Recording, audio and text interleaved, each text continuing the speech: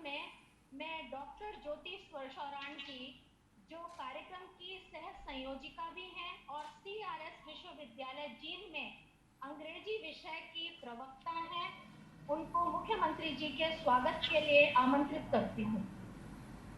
जी धन्यवाद रीचा जी। परम आदरणीय श्रद्धेय नारी विकास के प्रबल समर्थक, नारी जाति को सम्मान के स्थान की अधिकारिणी मानने व बनाने वाले अत्यंत दूरदर्शी महान व्यक्तित्व हरियाणा के ओजस्वी मुख्यमंत्री माननीय श्री मनोहर लाल खट्टर जी, आपकी उपस्थिति को नमन करते हुए मैं आज के इस कार्यक्रम हमारी बात हमारे मनोहर के साथ मैं आपका हार्दिक अभिनंदन व स्वागत करती हूँ।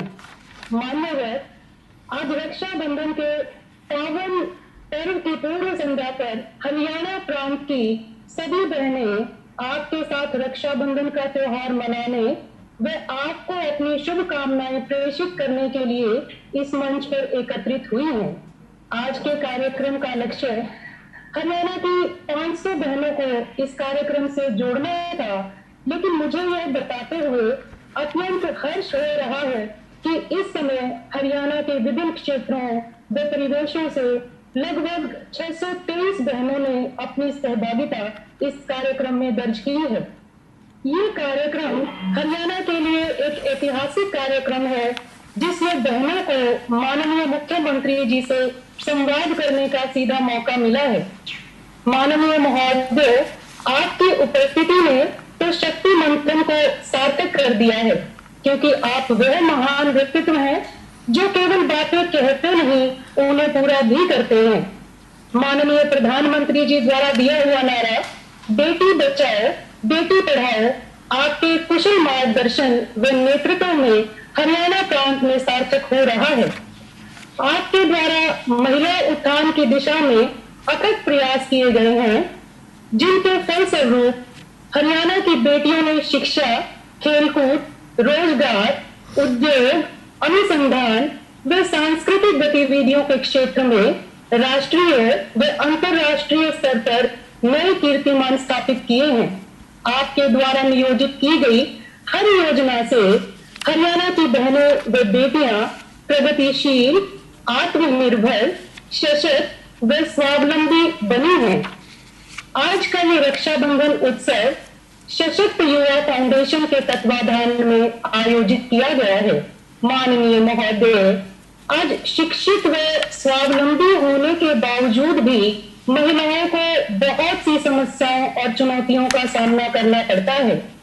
इस कार्यक्रम का मुख्य उद्देश्य हरियाणा प्रांत की समस्त महिलाओं को एक ऐसा मंच प्रदान करना है, जिसमें वो अपनी समस्याएं एवं सुझाव आपसे साझा कर सकें, आपसे सीधा संवाद कर सकें व आपके माध्यम से उनकी समस्याओं का निदान हो सके। इस कार्यक्रम के आयोजन में लगभग 10 जुलाई से एक बहुत बड़ी टोली प्रत्यक्ष व अप्रत्यक्ष रूप से अपना सहयोग दे रही है। एक छोटे से विचार को इस भव्य आयोजन का रूप देने हेतु हमारी ओजस्वी आयोजन समिति की बहनों ने दिन रात कड़ी मेहनत की है। सबसे पहले सोशल मीडिया के माध्यम से 500 से अधिक बहनों को इस कार्यक्रम से जोड़ा गया। उसके उपरांत बहनों से उनके सवाल ईमेल व व्हाट्सएप के माध्यम से मंगवाए गए।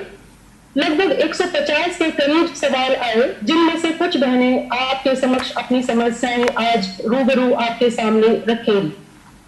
अब मैं हमारी कर्मठ कार्यक्रम समिति की बहनों का परिचय माननीय मुख्यमंत्री जी से करवाना चाहूंगी। इस कड़ी में मैं सबसे पहले परिचय करवाती हूँ डॉक्टर गीतिका सूद जी का, जो कि इस कार्यक्रम की संयोजिका है। वे चंडीगढ़ यूनिवर्सिटी मोहाली में लॉ विभाग में प्रोफेसर के पद पर कार्यरत हैं। और मेरा परिचय डॉक्टर रीचा जी करवा चुकी हैं। उसके बाद मैं परिचय करवाती हूँ डॉक्टर रीचा श्रीवास्तव जी का, जो ऑर्गेनाइजिंग सेक्रेटरी हैं इस कार्यक्रम की। उसके साथ ही असिस्टेंट प्रोफेसर हैं department of political science, government college गांव में। अगले परिचय के लिए मैं डॉक्टर रचना कसाना जी, वो भी इस कार्यक्रम समिति की ऑर्गेनाइजिंग सेक्रेटरी हैं। वे हेड है mass communication and journalism department, DAV college Faridabad में। नाम दे। और उसके अलावा हमारी 5 बहनें कोऑर्डिनेशन का काम देख रही थी। सबसे पहले मैं मैडम छाया भारद्वाज हैं, जो कि मल्लोर में स्कूल टीचर हैं। बहन अंजू गेरा जी हैं, जो हमारी कोऑर्डिनेटिंग कमेटी की जो है सदस्य हैं। उसके साथ ही सोशल एक्टिविस्ट हैं और इन्होंने जैविक खेती के उसमें बहुत ज्यादा काम किया है। बहन पवित्रा जांगड़ा जी हैं, जो रेवाड़ी से टीचर हैं, वे कोऑर्डिनेटिंग कमेटी की सदस्य हैं। डॉक्टर दीपा जी हैं, वो भी कोऑर्डिनेटिंग कमेटी की सदस्य हैं। वे उसके साथ ही रिसर्च ऑफिसर हैं हरियाणा धरोहर सरस्वती विकास बोर्ड में। बहन पलक हैं, वो एमएससी की स्टूडेंट हैं और हमारी कोऑर्डिनेटिंग कमेटी की सदस्य भी हैं। एक बार पुनः मैं माननीय मुख्यमंत्री जी का यहाँ उपस्थित सभी बहनों की ओर से, हमारी आयोजन समिति की सभी बहनों की ओर से तहे दिल से अभिनंदन करती हूँ, स्वागत करती हूँ और इसी के साथ अपनी वाणी को विराम देती हूँ। जय हिंद, जय भारत। धन्यवाद ज्योति जी। माननीय मुख्यमंत्री जी, इस कार्यक्रम को आगे बढ़ाने से पूर्व आपसे एक महत्वपूर्ण विषय साझा करना चाहूंगी कि पूरे प्रांत से हमारे कार्यक्रम में सम्मिलित लगभग 200 बहनों ने अपने भाई के लिए रक्षा सूत्र भेजे हैं। साथ ही सुंदर सुंदर संदेश भी प्रेषित किए हैं, जिसमें से एक संदेश मैं आपको अवश्य पढ़कर सुना रही हूँ, जो कि विश्वकर्मा कौशल विश्वविद्यालय में पढ़ने वाली तमन्ना ने लिखा है। रेशम की डोरी से बंधा हमारा विश्वास है, ये माननीय मुख्यमंत्री जी के लिए हम सबका एहसास। कदम से कदम हम आपके साथ मिलाएंगे, आत्मनिर्भर हैं और पूरे हरियाणा को आत्मनिर्भर बनाएंगे।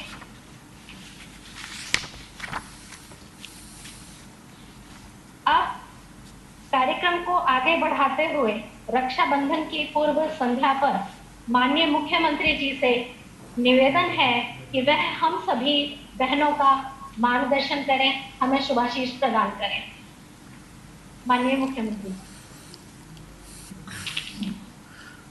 भाई बहन के इस बहुत ही पावन पवित्र रक्षाबंधन उत्सव पर आज इस कार्यक्रम में उपस्थित हमारी बहन डॉक्टर ऋचा श्रीवास्तव जी, बहन डॉक्टर ज्योति शौरान जी, डॉक्टर गीतिका सूद जी, उपस्थित सैकड़ों की संख्या में इस वेबिनार के कार्यक्रम के माध्यम से जुड़ी हुई सभी हमारी बहनें, माताएं, बालिकाएं, सबसे पहले तो मैं आज इस रक्षाबंधन के पवित्र उत्सव के ऊपर आप सबको बहुत बहुत बधाई और बहुत बहुत शुभकामनाएं देता हूं।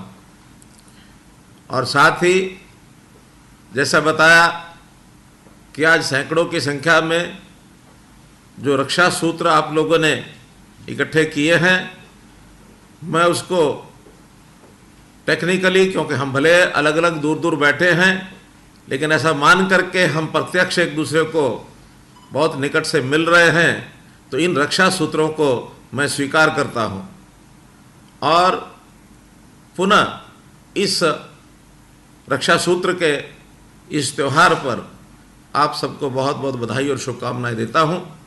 साथ ही आपके माध्यम से पूरे समाज को, अब उसमें हमारे भाई बहन हैं, उसमें हमारे सेनाओं के नाते से रक्षा करते हुए बॉर्डर्स के ऊपर जो सैनिक भाई हैं, विशेष तौर पर उनको, समाज के सभी ऐसे वर्ग को जो शायद इस रक्षाबंधन के सूत्र में सहभागी किन्हीं कारणों से न भी हो पाते हों, सभी को बहुत बहुत बधाई और शुभकामनाएं। इस बार का ये रक्षा सूत्र का कार्यक्रम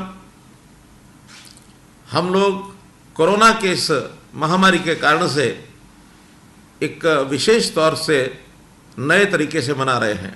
वरना तो हर वर्ष मेरे निवास पर हमारी बहुत सी बहनें बालिकाएं ये यहाँ उपस्थित होती थी, जिनके हाथों से मैं रक्षा सूत्र बंधवा करके और इस कार्यक्रम को करता था। वैसे आज भी हमारी 10 बहनें, कुछ जो हमारे अनाथ आश्रम हैं, ऐसे जो बालकों के बाल कुंज, इस प्रकार की जो व्यवस्था में रहने वाले हमारे ऑर्फन बेटियां हैं, ऐसी जो बालिकाएं हैं, उन्होंने आके मुझे रक्षा सूत्र बांधा।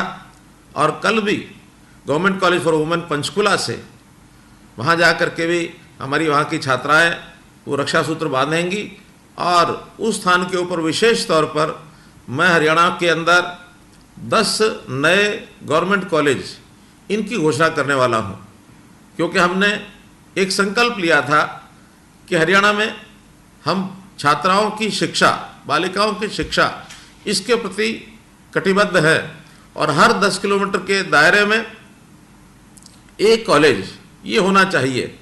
शायद 10 किलोमीटर के दायरे में सब जगह ना भी पहुँचे हों तो 15 किलोमीटर का दायरा ये कल 10 नए कॉलेज खोलने के बाद पूर्ण हो जाएगा। अगले चरण में 10 कॉलेज, 10 जो किलोमीटर का दायरा है उसको भी पूरा करेंगे। कल के जो कॉलेज खोले जाएंगे दूर दराज ग्रामीण क्षेत्रों में, जैसे मोरनी का क्षेत्र, जैसे छछरौली से आगे खिजराबाद प्रतापनगर जिसे कहते हैं, वहाँ पर खोला जाएगा। इसी प्रकार कैथल जिले के अंदर बहुत दूर दराज पंजाब के बॉर्डर के पास लदाना जाखू में एक कॉलेज खोला जाएगा। जींद में छात्र गांव में एक कॉलेज खोला जाएगा। बड़ौदा विधानसभा में बड़ौदा और कौन सा कला है, बड़ौदा में 2 कॉलेज ऐसे खोले जाएंगे। फिरोजपुर झिरका में एक कॉलेज खोला जाएगा। भिवानी जिले में ईसरवाल एक गांव बहुत दूर इंटीरियर में है, वहाँ एक खोला जाएगा। गोरीवाला सिरसा जिला में कॉलेज खोला जाएगा। अग्रोहा में आज तक कॉलेज नहीं खोला, वहाँ एक कॉलेज खोला जाएगा। ऐसे कुल मिलाकर के 10 कॉलेज की कल ये रचना की गई है।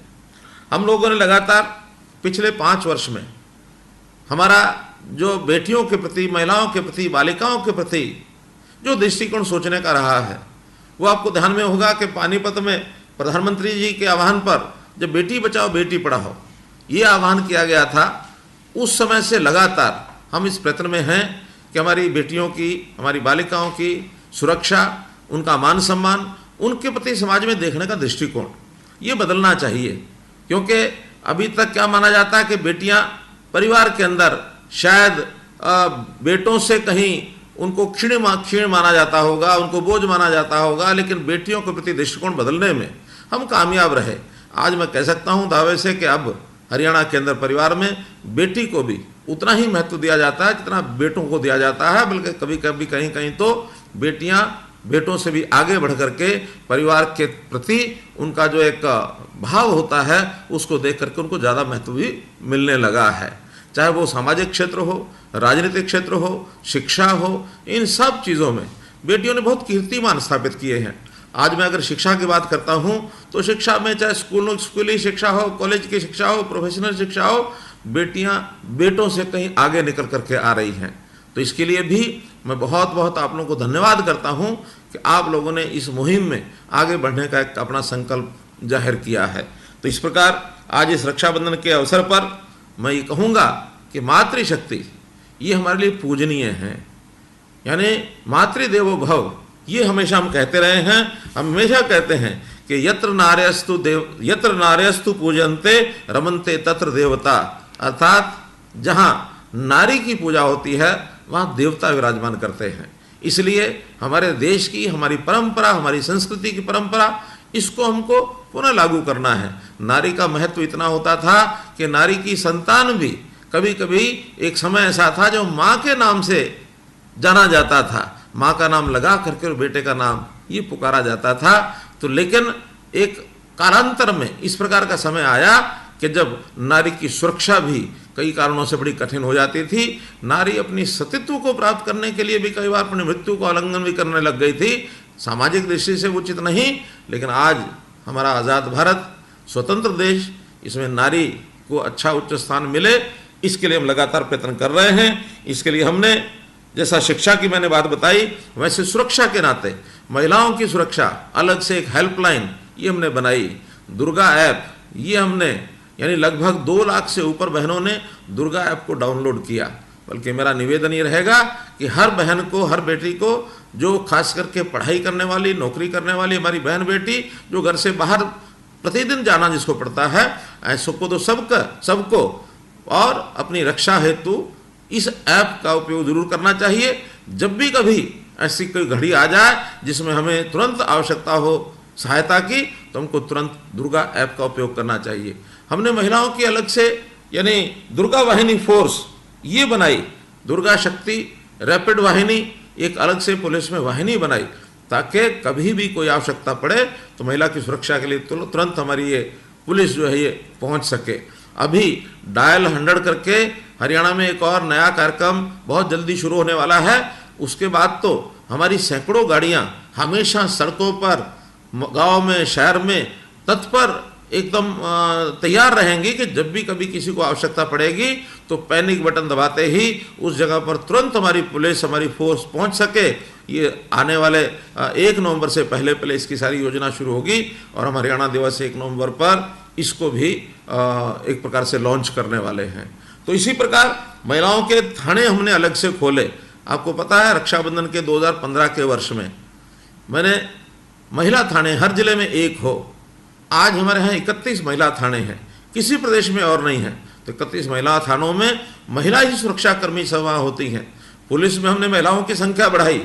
जब हमने सत्ता संभाली थी 5 वर्ष पहले तो केवल 6% महिलाओं की संख्या थी पुलिस के अंदर, आज वो संख्या बढ़कर के 10% हो गई है।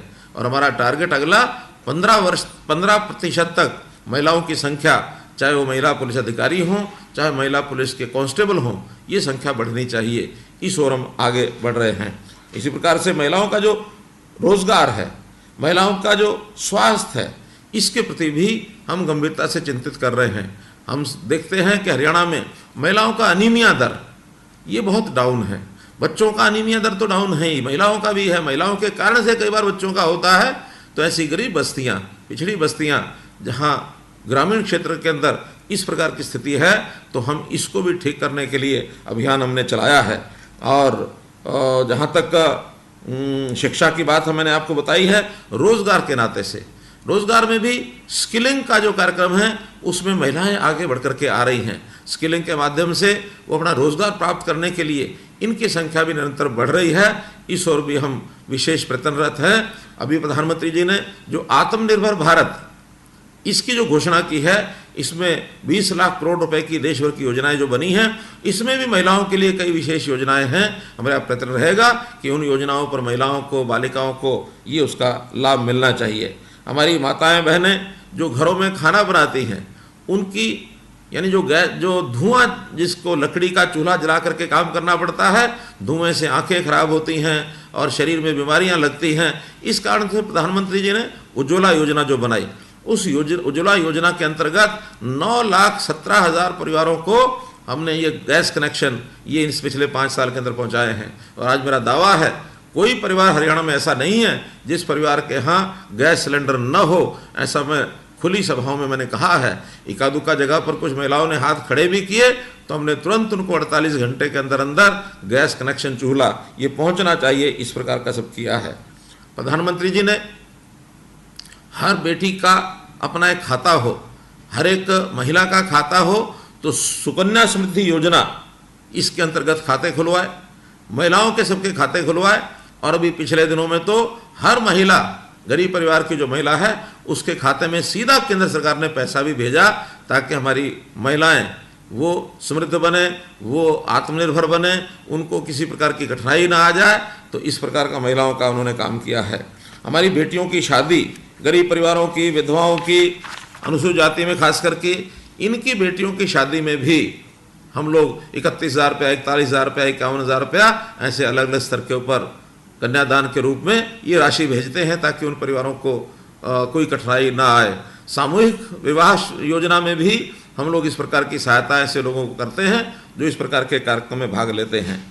कुल मिलाकर हमारे यहाँ जो स्वयं सहायता समूह, ऐसी बहनें जो रोजगार करती हैं, इनके लिए 5 लाख रुपए तक का ऋण, इसके ऊपर ब्याज ये फ्री करने का काम ये भी हमने किया। और जो उसके अंदर ये ब्याज जो ऋण लेते हैं बैंकों से, तो जो स्टाम्प शुल्क लगता है उसको भी हमने ज़ीरो किया है, ताकि हमारी बहनें स्वयं सहायता समूह के माध्यम से ये ज़्यादा आगे आएँ। तो स्वयं सहायता समूह के माध्यम से कुछ चीज़ों का ये निर्माण करती हैं, कुछ चीज़ें बनाती हैं, उसमें खाद्य पदार्थ भी हैं, उसमें हमारे घरों में उपयोग आने वाली कुछ वस्तुएं भी हैं। तो इनकी बिक्री के लिए भी हम लोग एक कार्यक्रम सोच रहे हैं कि ऐसे इनके सामान की क्वालिटी चेकिंग के बाद, एक सर्टिफिकेशन के बाद उनकी बिक्री की व्यवस्था ये सरकार द्वारा की जाए। इसके लिए अभी हमारा जो हरियाणा एग्रो इंडस्ट्रीज़ के माध्यम से एक कार्यक्रम शुरू करने वाले हैं, जिसके अंदर बिक्री केंद्र, रिटेल के बिक्री केंद्र गांव-गांव में, शहर-शहर में ऐसे बनाने वाले हैं। पहले चरण में 2000 युवकों को हम ये काम देंगे और वहाँ पर जो बिक्री के लिए जितने भी अच्छे प्रोडक्ट हैं, जितने उत्पाद हैं, उनको हम बेचने के लिए रखेंगे। साथ साथ ही जो स्वयं सहायता समूह के माध्यम से, घरेलू उद्योग के माध्यम से जो सामान उपलब्ध होगा उसकी सर्टिफिकेशन करा के, ताकि गुणवत्ता से कोई समझौता ना करें, ऐसे सामान को बेचने की सीधी व्यवस्था भी वहाँ पर उनके द्वारा कराई जाएगी। जहाँ तक विषय है इस समय कोरोना का, तो कोरोना के समय भी हम लोगों ने जो इन स्वयं सहायता समूह के माध्यम से जो मास्क बनवाने का काम है ये हमने किया है। और आज तो हर व्यक्ति की आवश्यकता हो गई है कि मास्क मुख के ऊपर ज़रूर लगाया जाए, ताकि इस बीमारी का जो फैलाव है उसको होने से हम रोक सकें, बचा सकें।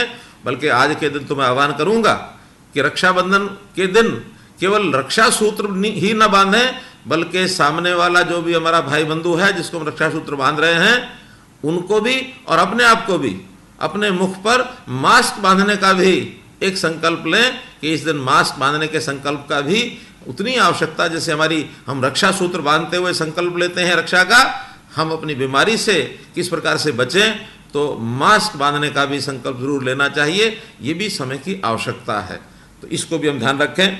जहाँ तक मैंने बताया बेटी बचाओ बेटी पढ़ाओ का जो अभियान 2015 में प्रधानमंत्री जी के आह्वान पर लिया था, उसकी कहानी आपको सबको पता है।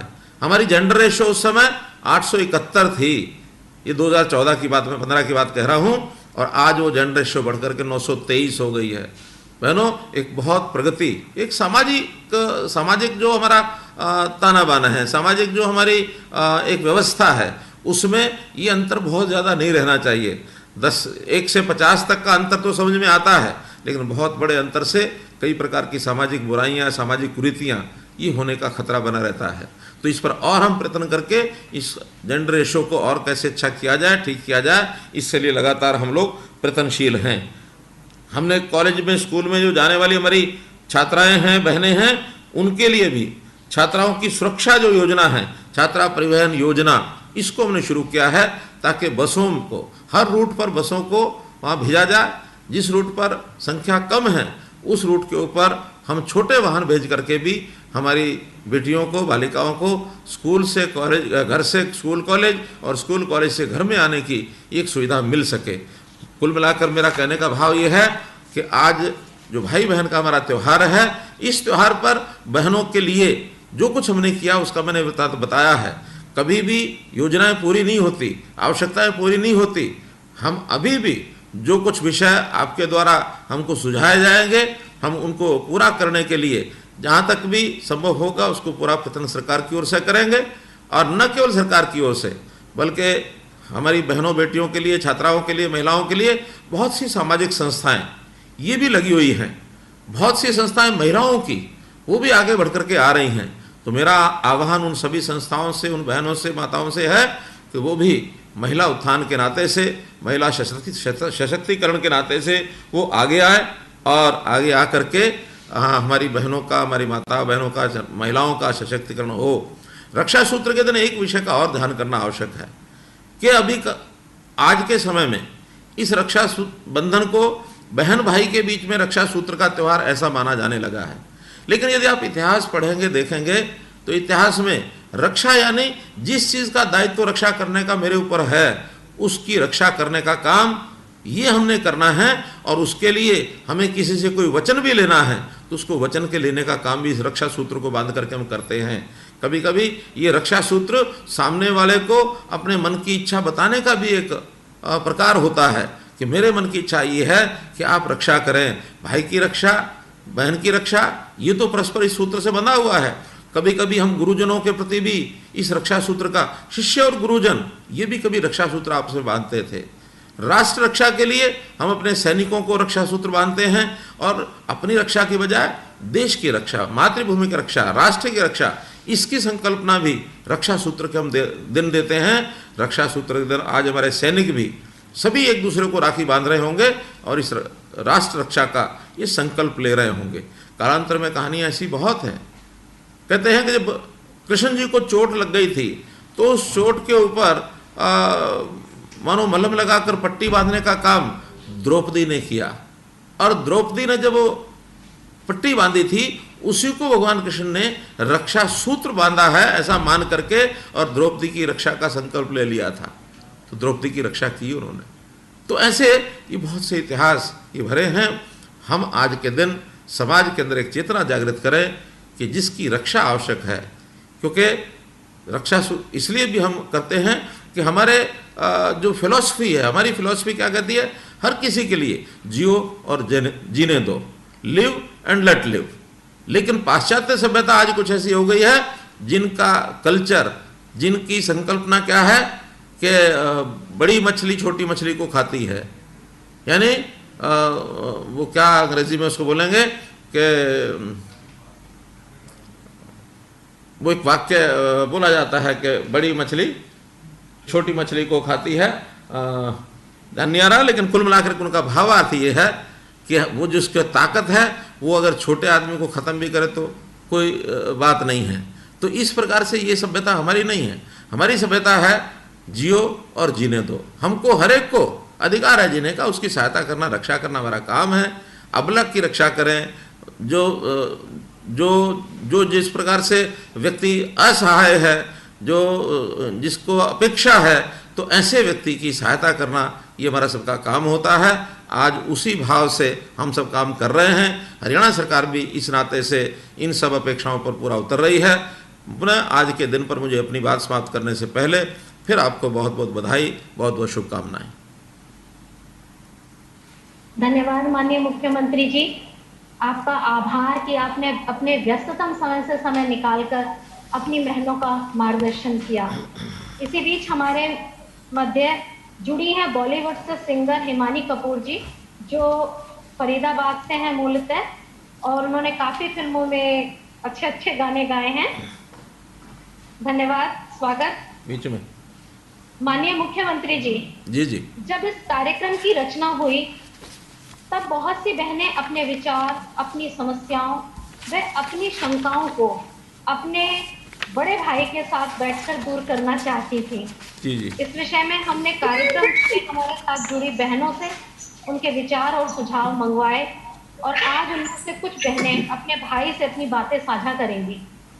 यदि बड़े भाई की आज्ञा हो तो मैं बहनों को इस मंच पर एक एक करके बुलाती हूँ। हाँ बिल्कुल, आप बुलाइए। और वो जो पाश्चात्य सभ्यता का जो वाक्यांश है, सर्वाइवल ऑफ द फिटेस्ट, ऐसा वो कहते हैं, तो सर्वाइवल ऑफ द फिटेस्ट हमारी थ्योरी नहीं है, ये पश्चिमी सभ्यता की है। हाँ, शुरू करिए। जी, पहला विषय जो कि महिलाओं के लिए एक गंभीर विषय था, उस पर अपनी बात रखेंगी डॉक्टर सिमरन देवगन जी। डॉक्टर सिमरन देवगन। परम श्रद्धेय माननीय मुख्यमंत्री हरियाणा, नमो नमः। मैं डॉक्टर सिमरन देवगन, आपके विधानसभा क्षेत्र करनाल की मूल निवासी एवं श्री कृष्ण आयुष यूनिवर्सिटी कुरुक्षेत्र की छात्रा हूँ। मोबाइल पर करा दो। आपने अपनी जनोपयोगी नीतियों के माध्यम से हरियाणा को भारत के ही नहीं अपितु विश्व के मानचित्र पर सुशोभित किया है। उसके लिए मैं आपका अभिनंदन एवं आभार व्यक्त करती हूँ। महिला स्वास्थ्य को ध्यान में रखते हुए आपने ऐसे विषय का चयन किया है जो समाज से बिल्कुल अछूता रहा है। छात्राएं एवं प्रदेश की महिलाएं इस विषय पर बात करने में भी झिझकती हैं। आपने एक पिता की भांति इस रूढ़िवादिता को खत्म कर इस विषय को एकदम संजीदगी एवं जिम्मेदारी से पूरे हरियाणा में लागू किया।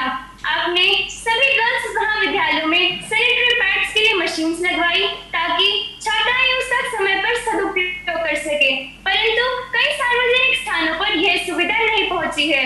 मुझे पूर्ण विश्वास है आपके संज्ञान लेने से जल्द ही सभी महिलाओं तक पहुंचेगी। Almost 8 lakh women around the world die in a single year due to no access to menstrual hygiene, leading to fifth biggest killer of women. आपके इस कदम ने हरियाणा वासियों, छात्राओं एवं महिलाओं का मन जीत लिया है। हम महिला समुदाय आपका इस कार्य के लिए सदैव आभारी रहेंगे। अंत में मैं डॉक्टर सिमरन देवगन, आपकी अनुजा, रक्षाबंधन की शुभकामनाएं देते हुए आपसे एक प्रश्न पूछती हूँ। भविष्य में आप हरियाणा की महिलाओं के स्वास्थ्य को मद्देनजर रखते हुए क्या क्या कदम उठा रहे हैं? ठीक ठीक ठीक ठीक ठीक।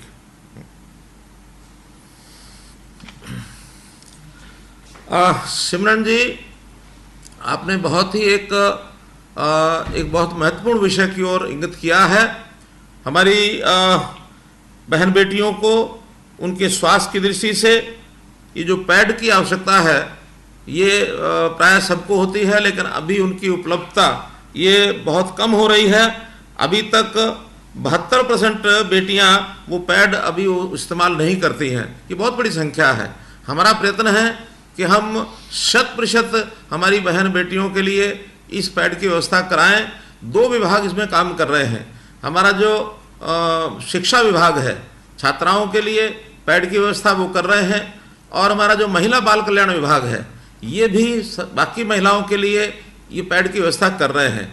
आपकी जानकारी के लिए दोनों विभागों ने पैड की जो व्यवस्था है खरीदने की वो कर ली है, और कल ही जो मैंने बताया कि कार्यक्रम मेरा रक्षाबंधन के अवसर पर गवर्नमेंट कॉलेज और पंचकुला में रखा गया है, वहाँ से एक मैं घोषणा करने वाला हूँ कि हम हर हमारी बहन को, बेटी को 2 मास्क, 2 सैनिटरी पैड ये अवश्य मिले।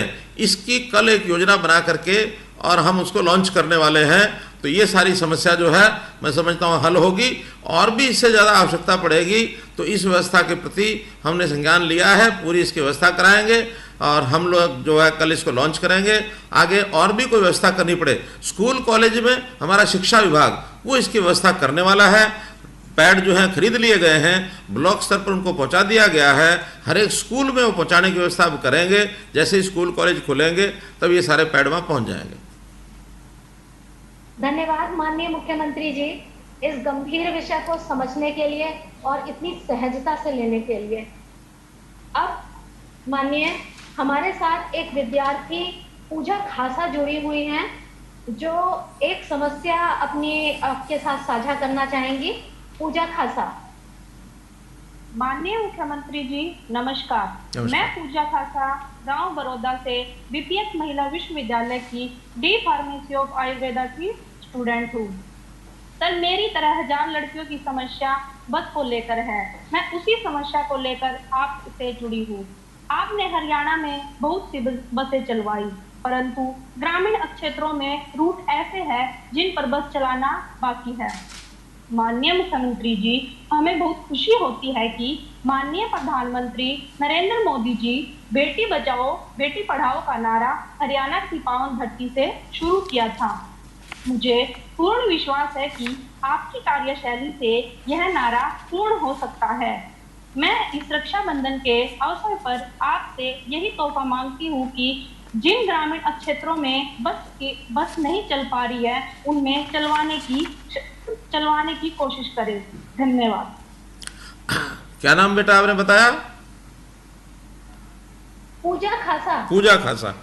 पूजा, हाँ पूजा बेटे, वैसे इस समस्या के समाधान के लिए जैसे मैंने पहले बताया, हमने हरियाणा छात्रा परिवहन सुरक्षा योजना ये चलाई है, और उसमें हर रूट पर छात्राओं के लिए कोई ना कोई बस अथवा छोटा वाहन चले। फिर भी बड़ौदा क्षेत्र में अगर बड़ौदा गांव से बस की कोई समस्या है, मैं निश्चित रूप से आज ही विभाग को ये डायरेक्शन दूंगा कि वो कल से ही वहाँ से कोई एक बस वहाँ से चलाएं, और जो भी शिक्षा के आपके स्थान है वहाँ तक ये बस प्रातःकाल और जब भी आपका कॉलेज स्कूल बंद होता है उस समय वापसी पर ये बस चलनी चाहिए। वैसे एक जानकारी मैंने आपको जैसे पहले दी है, वो भी बड़ी खुशी की बात खास करके बड़ौदा के लिए है कि बड़ौदा में हमने एक नया कॉलेज, इसकी घोषणा जो है कल ही मैं कर रहा हूँ। ताकि आप तो प्रोफेशनल कॉलेज में पढ़ती हैं, सामान्य जो छात्र छात्राएं हैं उनके पढ़ने की व्यवस्था बड़ौदा में ही हो जाएगी, इसलिए वो ज़्यादा परेशानी तो वहाँ ख़त्म होगी। लेकिन फिर भी चूँकि आपको पढ़ने के लिए बाहर जाना पड़ता है,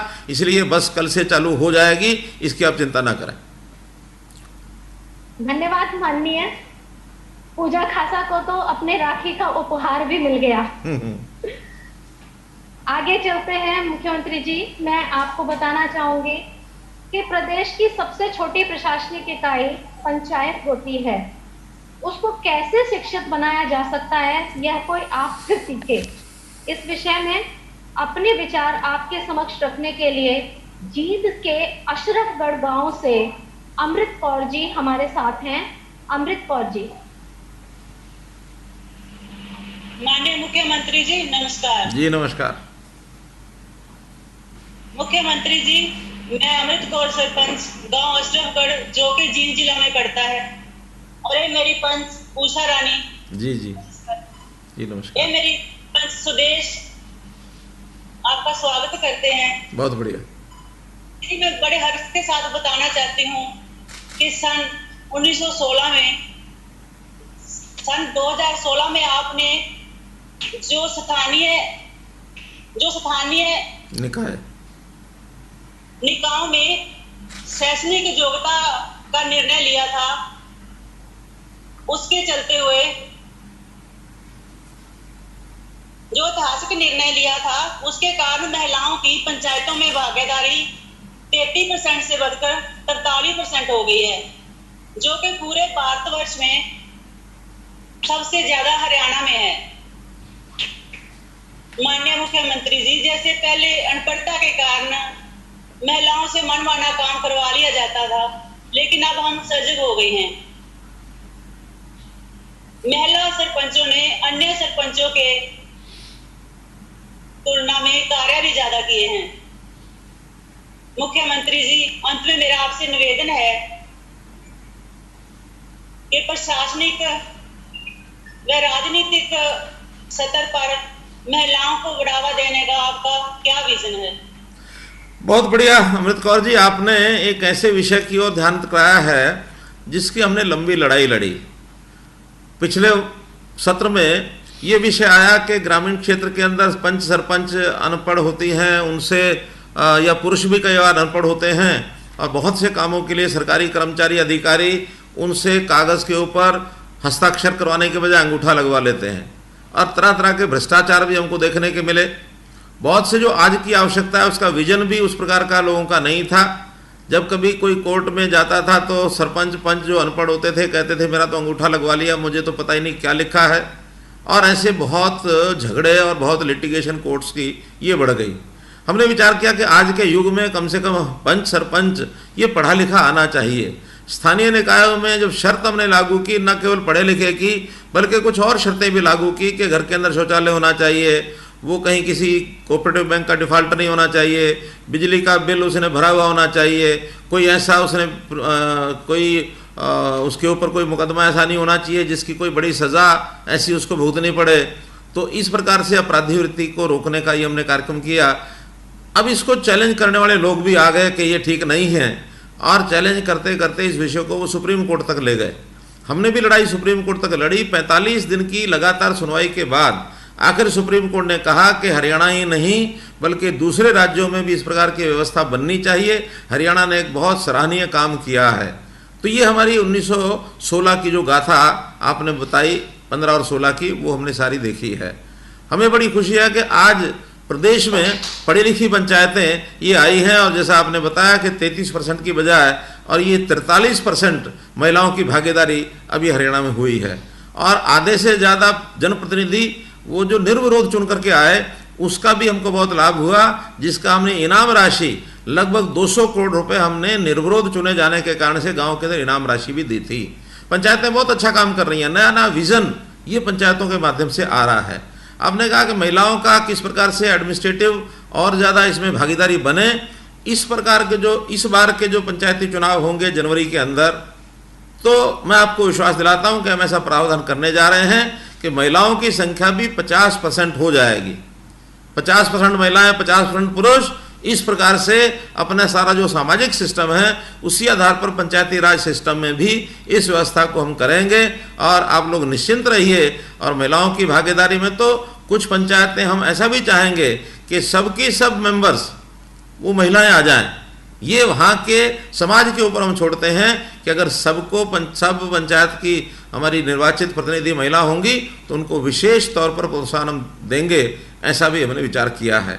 महिलाओं की भागीदारी जितनी ज़्यादा बढ़ेगी उतना समाज के अंदर मैं समझता हूँ कि सामाजिक वृत्तियाँ ये भी ठीक होंगी, समाज में संस्कार अच्छे आएंगे, क्योंकि महिला जानती है कि संस्कार क्या होते हैं। उसको पता है कि एक संस्कारित जो समाज है वही हमेशा आगे बढ़ सकता है, चाहे वो अपने जहाँ उसने जन्म लिया है उस परिवार की उसको चिंता हो, चाहे उसकी शादी जहाँ हो या उस परिवार की चिंता हो, या जहाँ समाज में वो काम कर रही हैं जैसे आप लोग कर रही हैं, इस समाज की चिंता हो, तो हर प्रकार से अच्छे समाज की कल्पना ये पुरुष की अपेक्षा महिला ज़्यादा करती है, ऐसा मेरा विश्वास है। धन्यवाद माननीय मुख्यमंत्री जी। अब मैं अगली जो बात करने जा रही हूँ वो हरियाणा के महिलाओं के घूंघट से संबंधित है। हरियाणा की महिला की पहचान ही हमेशा घूंघट वाली महिला के रूप में होती है। आज हमारे साथ हरियाणा की महिला अर्चना चौधरी जी यूएस से जुड़ी हैं, जो इस समय वहाँ के रात के 3 बजे हैं लगभग, और ट्रक चलाते हुए आपसे बात करना चाहती हैं, कुछ संदेश देना चाहती हैं। महिला सशक्तिकरण का एक उदाहरण है। अर्चना चौधरी का स्वागत है। Thank you sir. नमस्कार रिस्पेक्टेड मुख्यमंत्री जी। मेरा जैसे कि अब आपको पता है मेरा नाम अर्चना चौधरी है। मैं गांव शामगढ़ जिला करनाल की रहने वाली हूँ, बट पिछले 5-6 सालों से मैं यहाँ यूएसए कैलिफोर्निया में रहती हूँ। तो जैसे मैं यहाँ पे अपना ट्रक ड्राइव करती हूँ और मैं पूरे अमेरिका में ड्राइव करती हूँ डे और नाइट।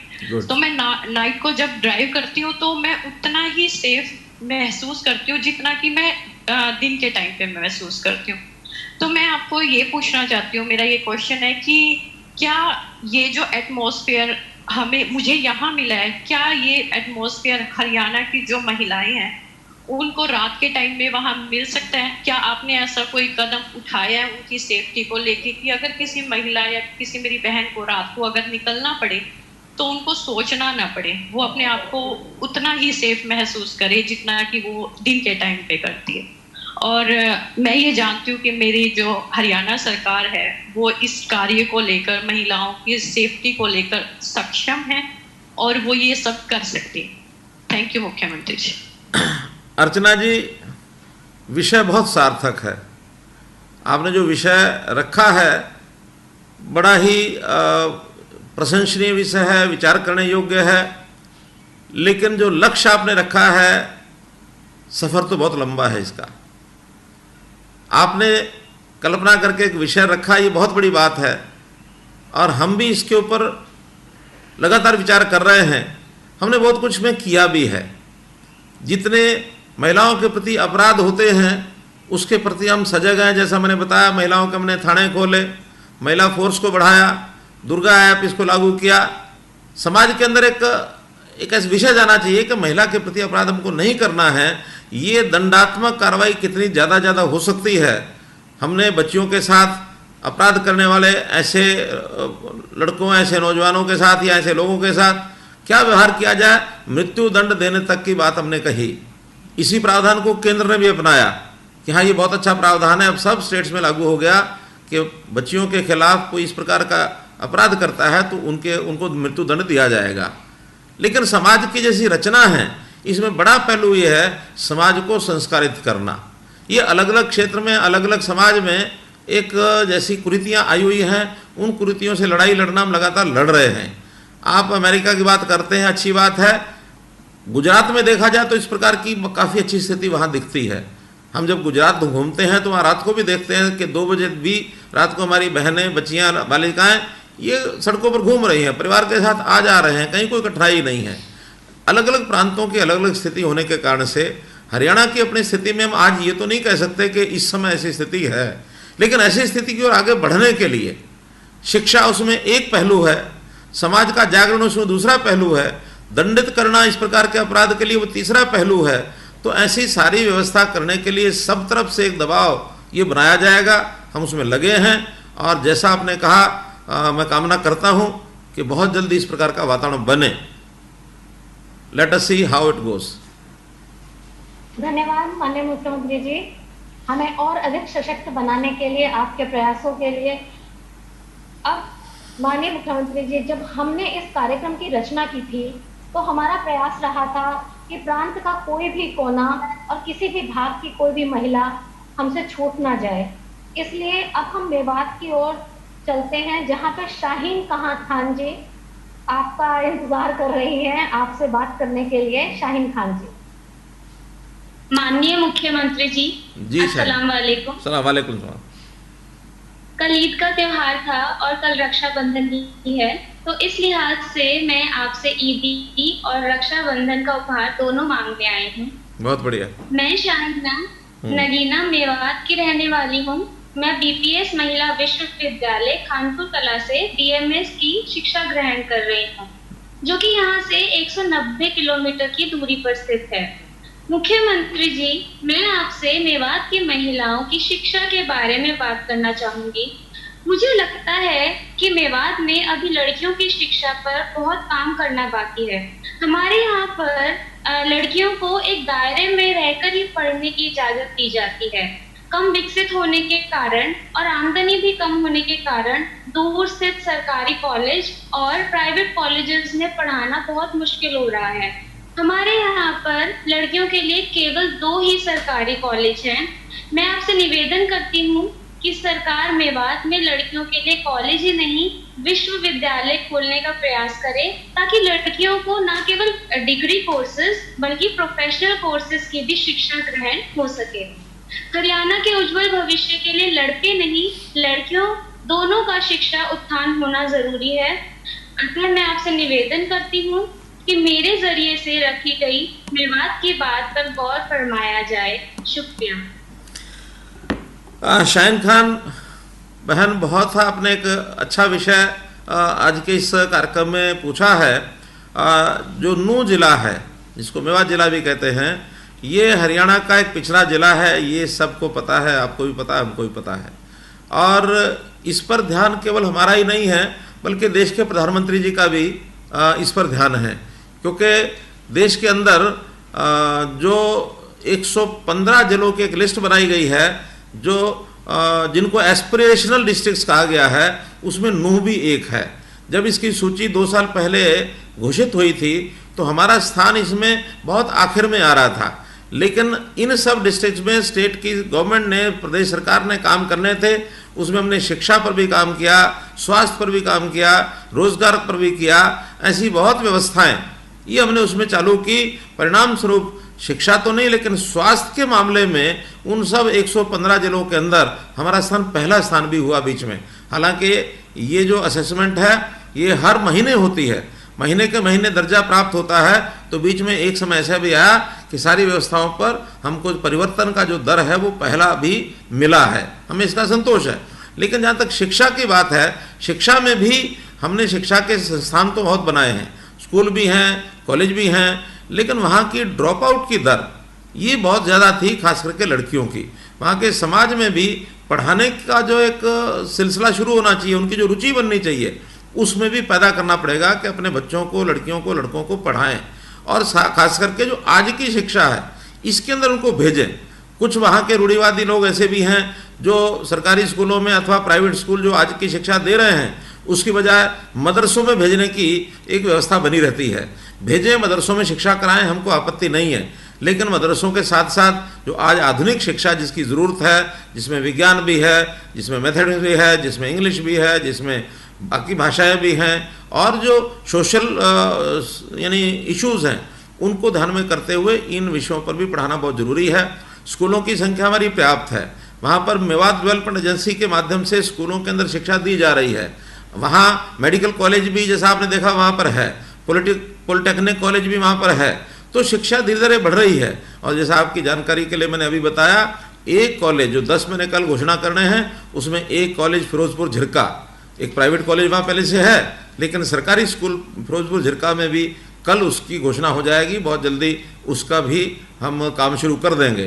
तो हम चाहते हैं शिक्षा, स्वास्थ्य, वहाँ का विकास, वहाँ पानी की समस्याएं बहुत है, उस समस्या को कैसे हल करना, वहाँ अपराध वृत्ति भी ज़्यादा है उसको भी ठीक करना, क्योंकि मेवात ज़िला हमारे सब ज़िलों में थोड़ा पीछे है, इसको कैसे मुख्य धारा में लाना।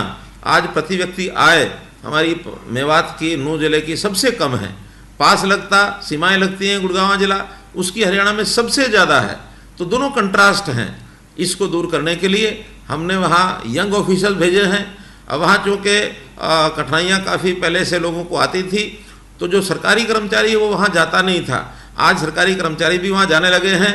शिक्षा विभाग में तो हमने ये कहा कि जो वहाँ जाके नौकरी करेगा उसको 10% हम ज़्यादा तनख्वाह देंगे, यानी नूंह जिले में नौकरी करने वाले को हरियाणा का कहीं का जो व्यक्ति वहाँ जाता है उसको 10% सैलरी ज़्यादा देते हैं, ताकि वहाँ जाकर के रुचि से पढ़ाए। और वहाँ पर अब मुझे संतोष इस बात का है कि बहुत लोग नौकरियों में आने लग गए हैं। पिछले दिनों में क्लर्क की नौकरी लगी तब भी वहाँ आ गए, जूनियर इंजीनियर वो वहाँ आए हैं। तो ऐसी सब नौकरियों में मेवात का प्रदर्शन धीरे धीरे बढ़ रहा है। ये और आगे कैसे बढ़े इसकी चिंता जैसे आपने की हम भी कर रहे हैं। उसमें मूलभूत शिक्षा, स्वास्थ्य और अनीमिया जैसी जो बीमारियां हैं वहाँ बच्चों और महिलाओं में ज़्यादा हैं, उनको भी अनीमिया की कमी है उसको दूर करने के लिए हम अभियान चला रहे हैं। और मैं आशा करता हूँ कि नूंह जिला बहुत जल्दी हरियाणा के सभी जिलों के बराबर मुख्यधारा में आ जाएगा। लीजिए शाइना जी, आपको ईदी भी मिल गई। धन्यवाद माननीय। अब मैं आपको फतेहाबाद गांव के धांगड़ के स्वयं सहायता समूह से मिलवाना चाहूंगी, जो माननीय प्रधानमंत्री जी के आत्मनिर्भर भारत के स्वप्न को पूर्ण करने का कार्य कर रहा है। स्वयं सहायता समूह की लीडर सुनीता जी हमारे बीच हैं, अपना विषय रखेंगी। आदरणीय मुख्यमंत्री जी, हरियाणा राज्य ग्रामीण आजीविका मिशन के तहत बने हुए समूह और उनकी महिलाओं की तरफ से और मेरी तरफ से आपको नमस्कार। धन्यवाद। तो रक्षाबंधन के शुभ अवसर पर आपको ढेर सारी शुभकामनाएं। इस समय हम जिला फतेहाबाद के धांगड़ गांव में हैं। इस गांव में इस मिशन के तहत 42 स्वयं सहायता समूह बनाए गए हैं और जिला फतेहाबाद में 2800 स्वयं सहायता समूह में 31,000 महिलाओं को जोड़ा गया है।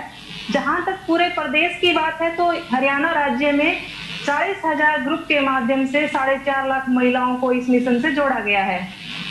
ये जो मेरे साथ कुछ बहनें बैठी है, ये धांगड़ गांव से समूह की बहनें हैं।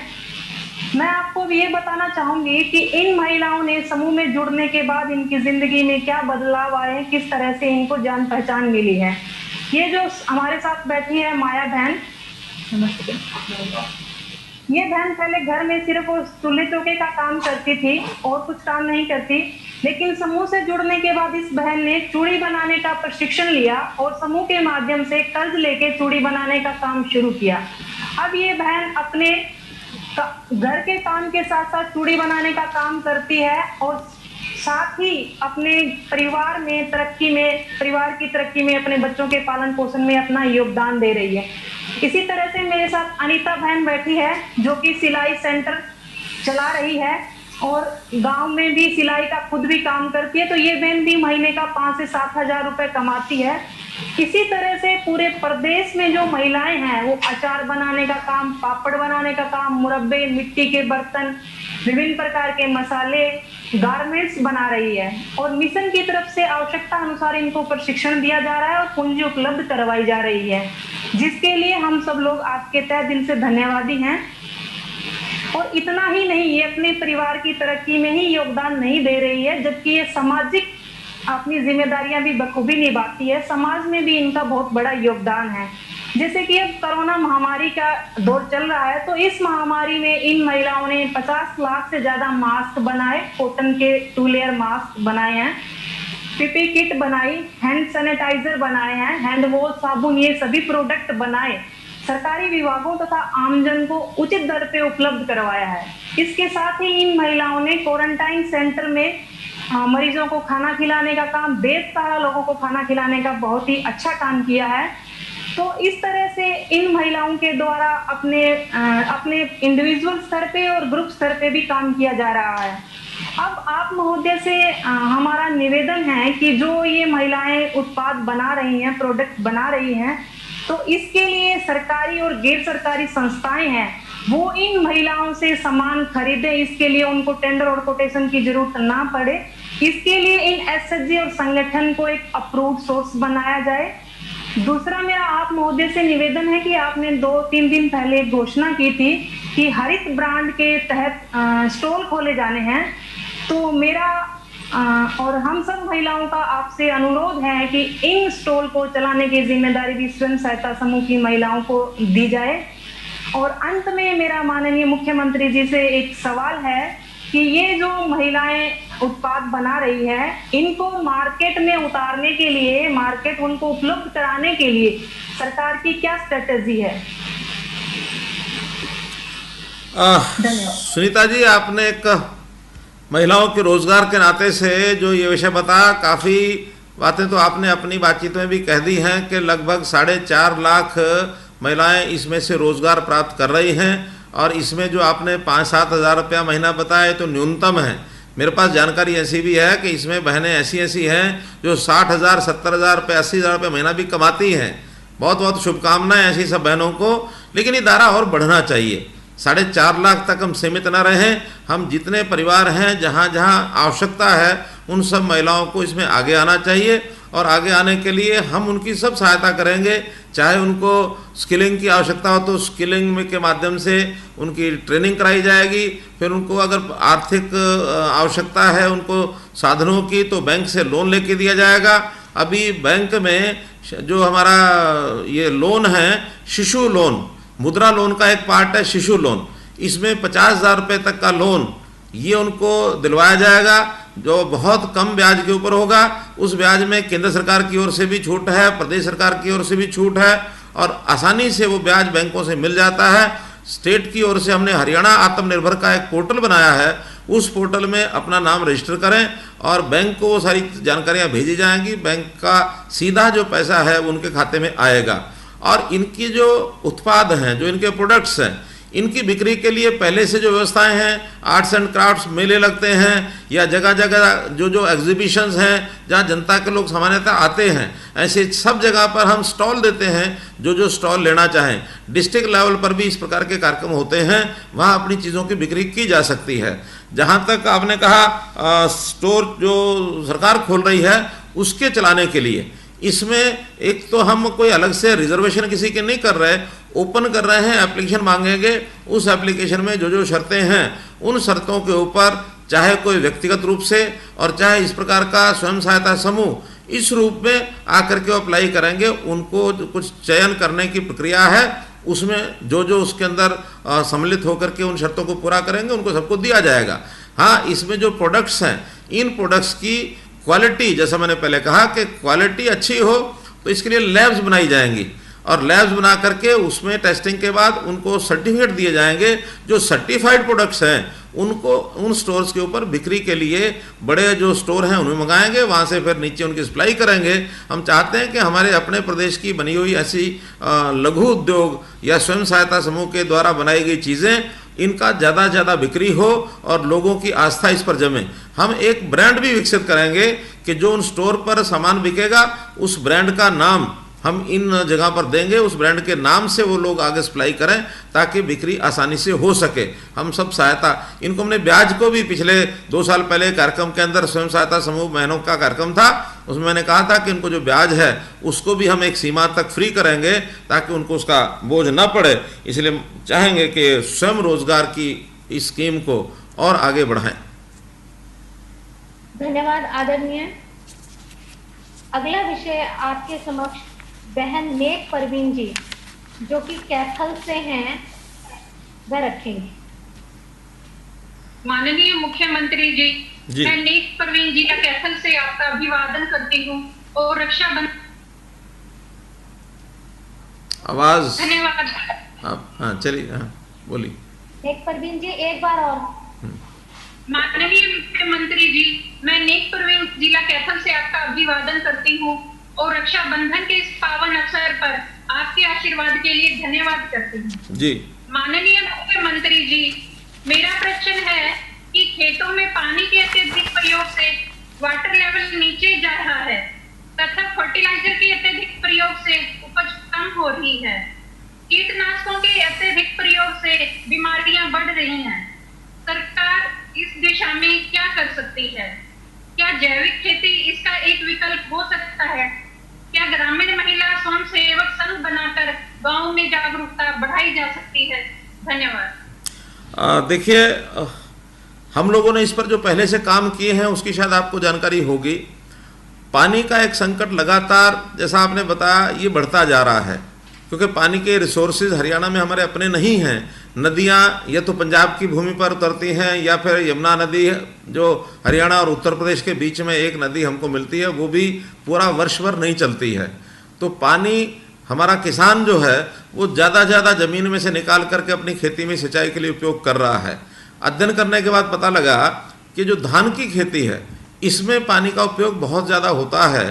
1 किलो चावल को तैयार करने में 3000 लीटर से लेकर 4000 लीटर तक ये पानी लगता है।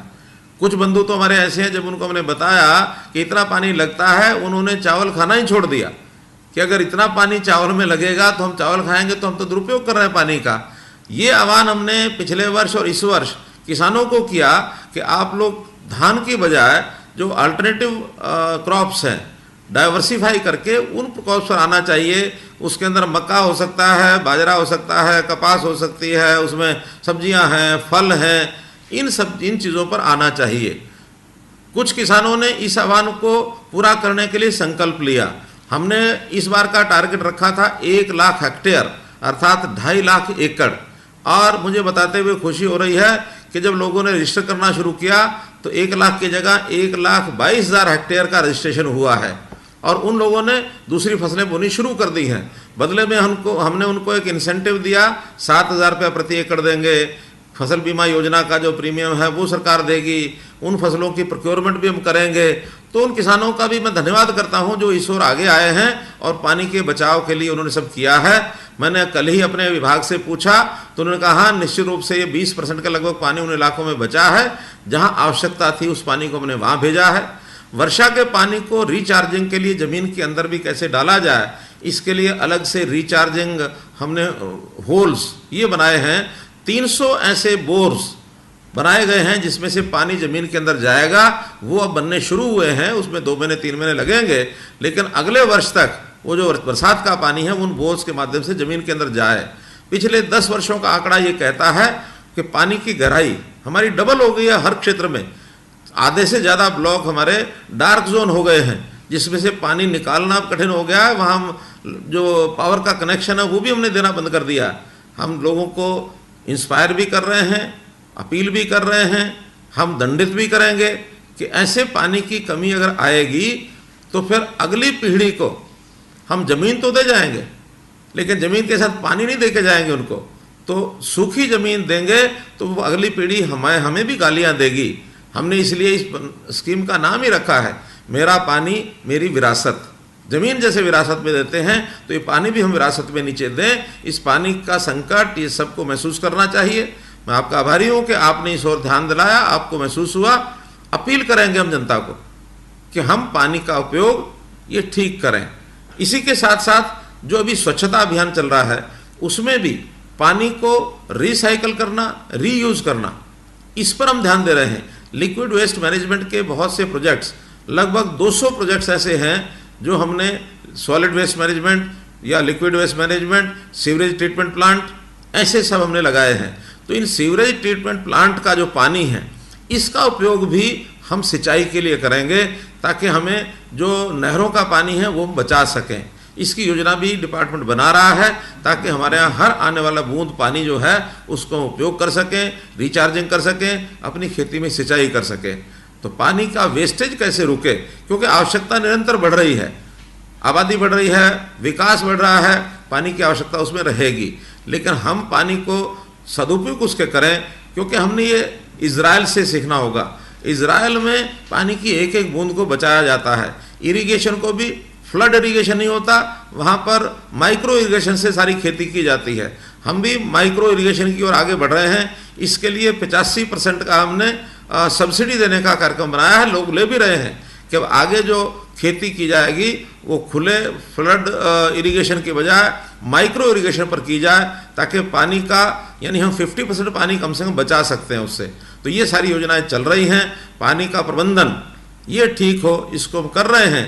पानी की उपलब्धता तो जब हमको एसवाइल नहर का पानी मिलेगा तब बढ़ेगी, या हमारा जो उत्तराखंड के साथ करार हुआ है, हिमाचल के साथ हुआ है, लखवार डैम है, किसाऊ डैम है, ऐसे जो 3 डैम हमको वहाँ से मिलने वाले हैं, उन डैम्स के बाद पानी की थोड़ी उपलब्धता हमारी ज़्यादा होगी।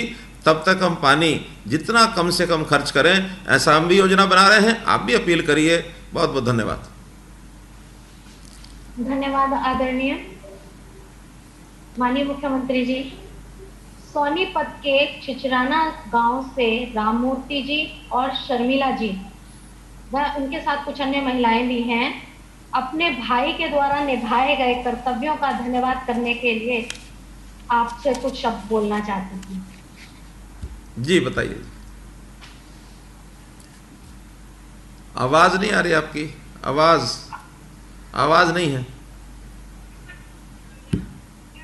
राम राम राम राम राम राम जी। तेज बोलिए थोड़ा। ताई राम राम, आवाज नहीं आ रही धरी।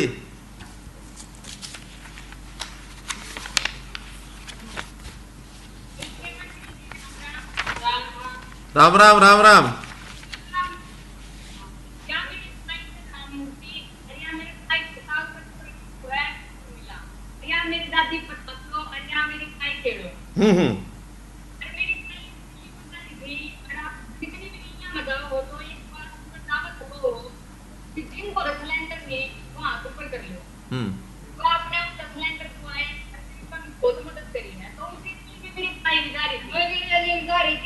अच्छा तोरो था करो तर मंदिर लिमदारी थी आपने ने कही थी कि सिलेंडर की कमी हो तो बता दो।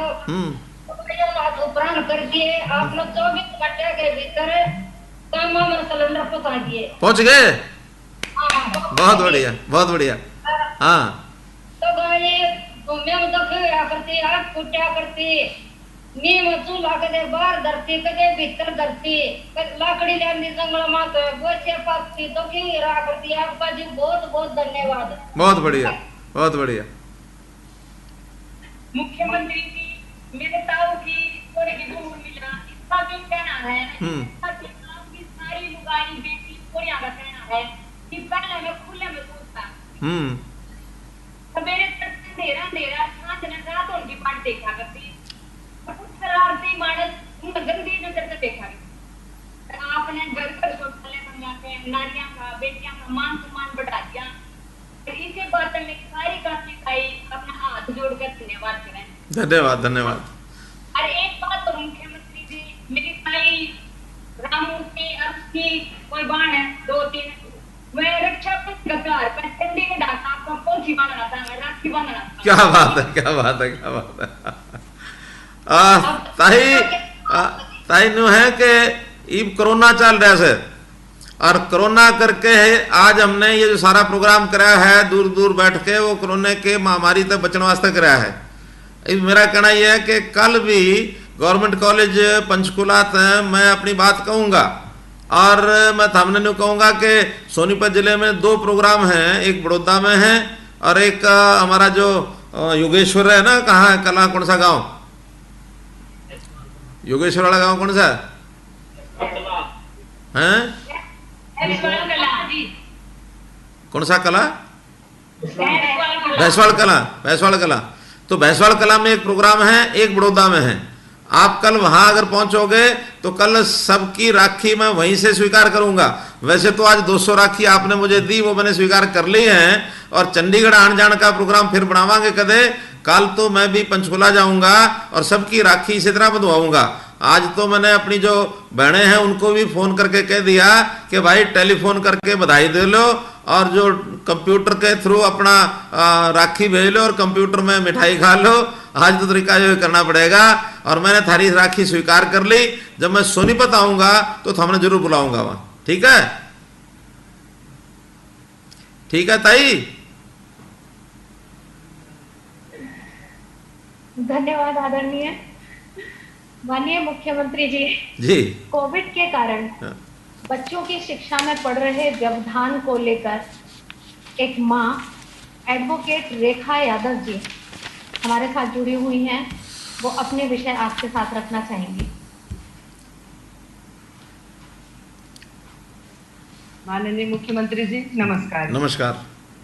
मैं रेखा यादव महेंद्रगढ़ से हूँ। माननीय मुख्यमंत्री जी, मैं पेशे से वकील हूँ। वकील होने के साथ साथ मैं एक माँ भी हूँ। माँ होने के नाते मैं आपसे पूछना चाहती हूँ कि माननीय मुख्यमंत्री जी, हरियाणा प्रदेश एक ग्रामीण अंचल का प्रदेश है।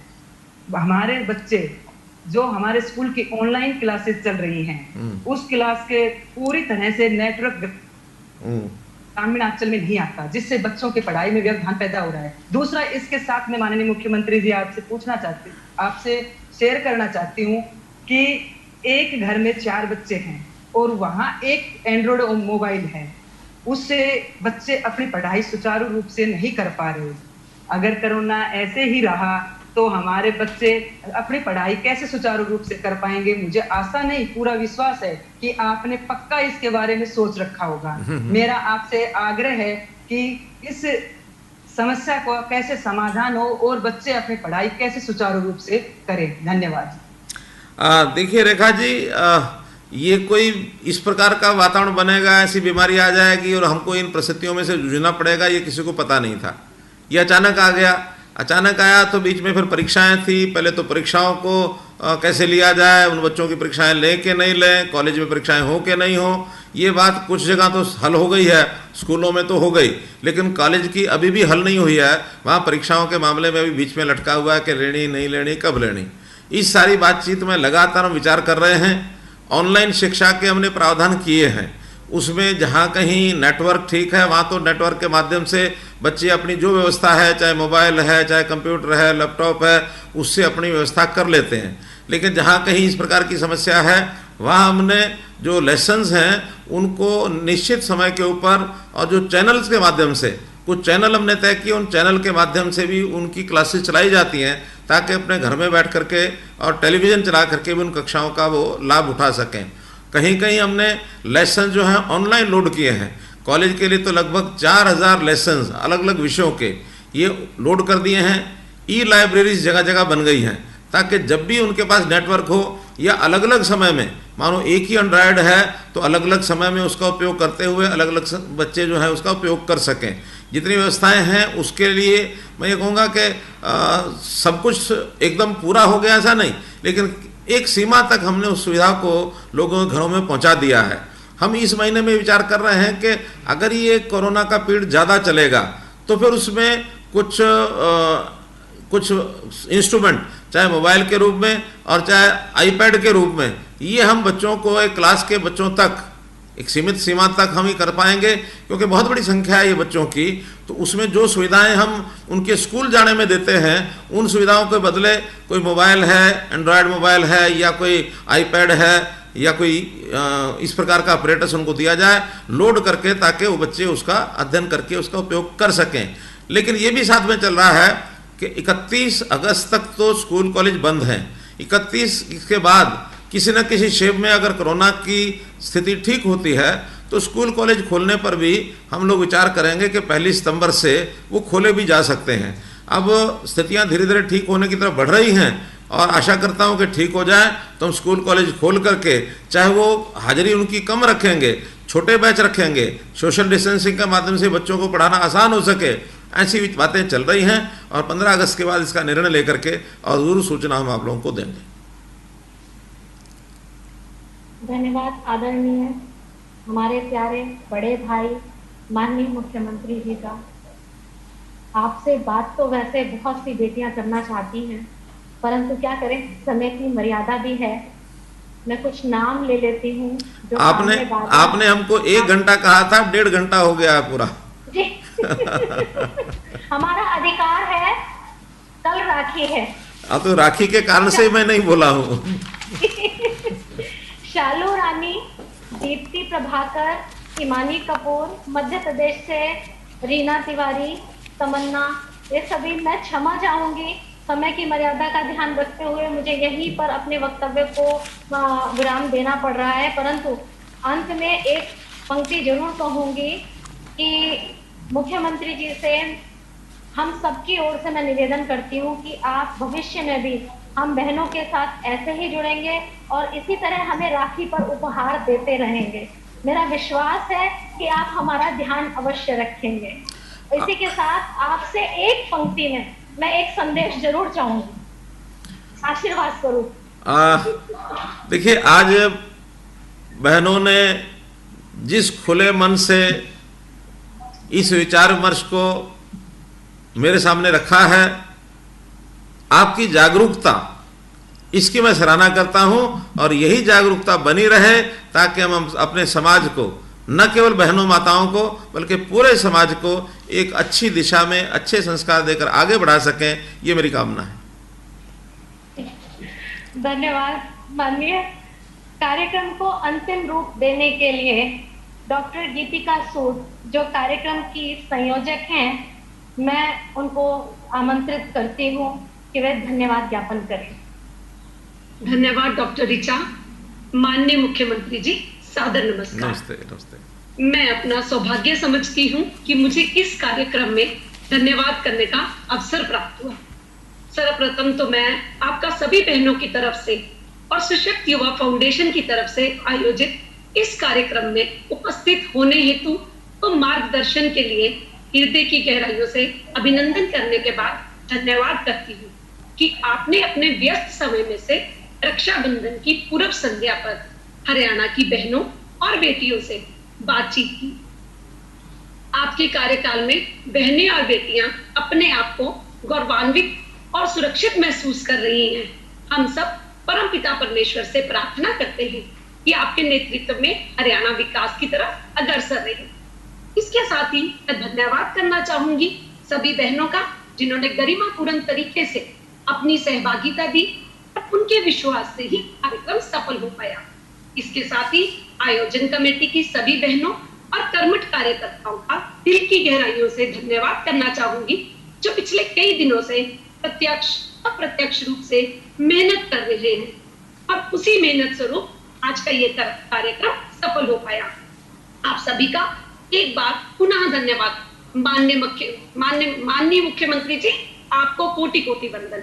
अंत में सभी बहनों से निवेदन करती हूँ कि वह कार्यक्रम की समाप्ति से पूर्व वंदे मातरम के लिए अपने अपने स्थान पर खड़े हो जाएं। वंदे मातरम के लिए मैं हमारी गायिका हिमानी कपूर जी को आमंत्रित करती हूं।